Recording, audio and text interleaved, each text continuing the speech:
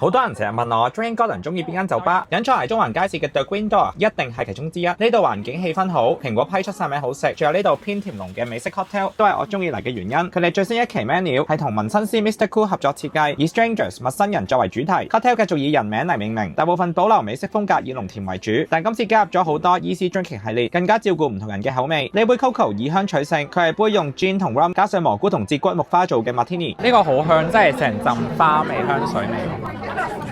哦，但係飲落唔係好 strong 嘅喎，即係佢有啲甜啦，跟住有幾 dry 幾好飲。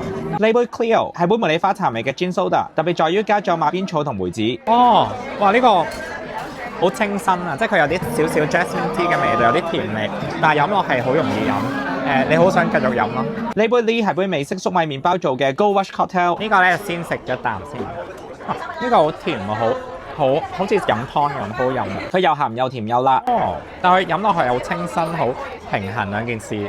如果你好中意粟米，一定要試埋呢杯 The Last， 係杯用牛油粟米做嘅 daiquiri。呢個係好香甜嘅粟米味，然之後咧佢即係有帶少少酸喎，佢幾好飲喎。當然嚟呢度記得要食蘋果批，雖然唔提早嚟嘅話，都好有機會食唔到。